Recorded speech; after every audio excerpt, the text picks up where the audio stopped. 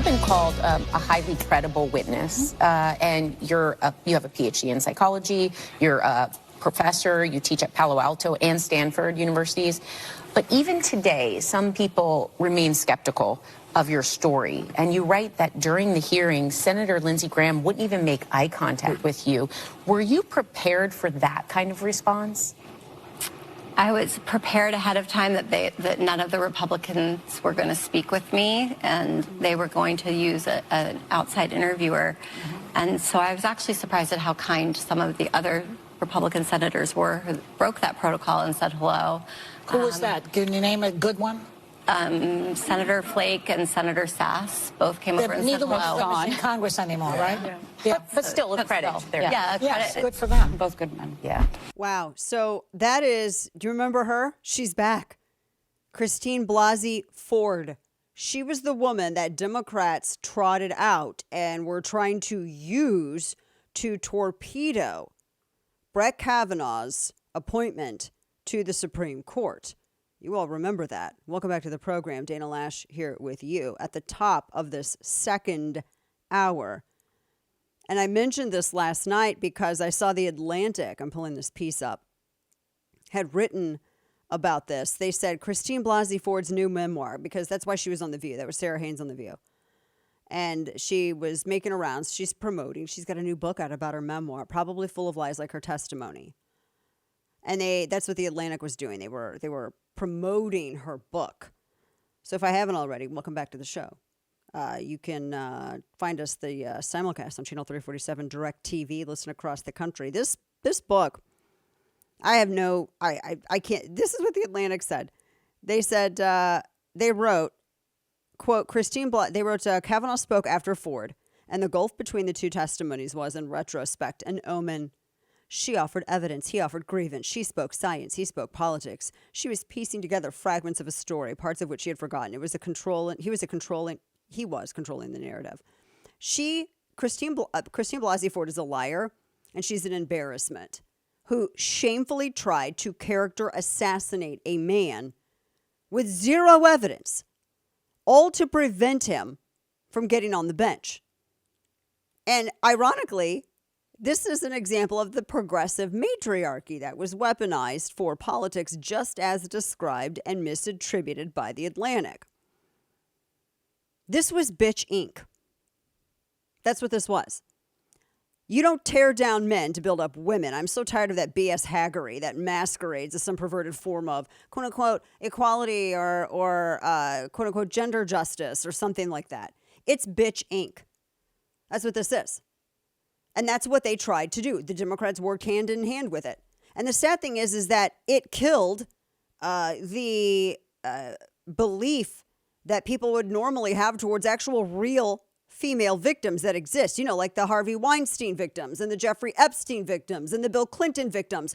All the women that Bitch Inc. wanted to ignore for their own political and professional advancement. So please spare me your crocodile tears over this shameful liar of a woman, Christine Blasey Ford, who discredited herself multiple times when she was testifying before the Senate.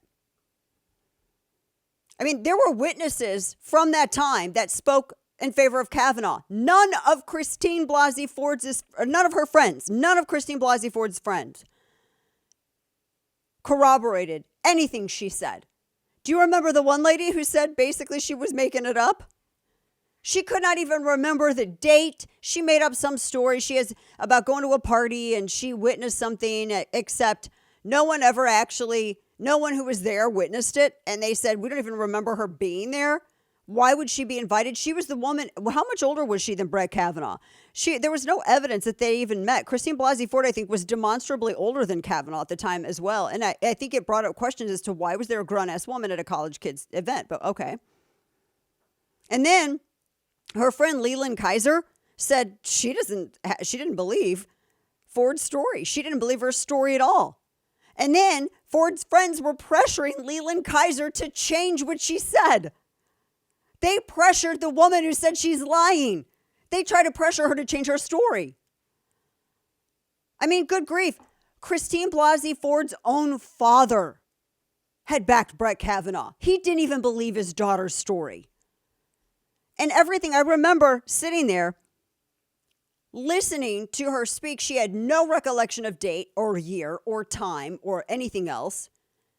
She had no recollection of if she had anything to drink there, because she said, oh, he was trying to assault her or something. She had no recollection of anything, nothing. And she never mentioned him until his name began circulating in the press as he started ascending higher and higher in the justice system. She said that she had wanted to ruin his reputation. And when Sarah Haynes said, well, even today, some people remain skeptical of your story, that's because she's a liar, is why. She's a liar. I mean, and it also, I think her book kind of tells on her. I don't believe that she's a smart woman. I think that she is a clout chaser, and I think that she wanted she wanted professional advancement. But and she was encouraged by abortion activists and the far left and et cetera, et cetera, et cetera. They went and took this believe all victims to the nth degree, to the point where they robbed real victims of the benefit of the doubt. That's what these women did. That's what Bitch Inc. did. Bitch Inc. robbed true women victims of the benefit of the doubt. And they made everybody suspect. That's what they did. They set women back a century. It's shameful, because there are real female victims out there. And sadly, they're usually at the hands of the men that Bitch Inc. tries to promote and protect. Always. Because they're predators too. They just don't want to admit it. Christine Blasey Ford is a predator. She's not prey. She's a predator. She targeted a man as a member of the progressive patriarchy, as a member of Bitch Inc. She targeted the man to try to ruin him because she knew she could play on society's stereotypes about women. How ironic. She would try to play to the perception that she was the weaker sex and weaponize that against Brett Kavanaugh. And they accused him in front of his wife and his children. Absolutely shameful. It's that moment, I think, radicalized an entire generation. And if Democrats want to bring all this up in an election cycle, by all means, I beg them to, because it was a disaster for them. There were a lot of women out there who are more moderate women. Maybe they identify as second wave, who thought, this is a little bit hypocritical. To watch some of these Hollywood actresses come out and demand that everyone believe Christine Blasey Ford while they were simultaneously defending and cozying up to Harvey Weinstein so long as he could get them through Miramax roles and funding for films. Interesting, right? And so, yeah, she's back because it's an election year. And I think it also paved the way for that E. Jean Carroll stuff. I do. I think it paved the way for that stuff. It took Believe All Women to a crazy degree. So that's where, and these women, by the way, who promote this stuff are also the women who are silent when men are invading women's spaces.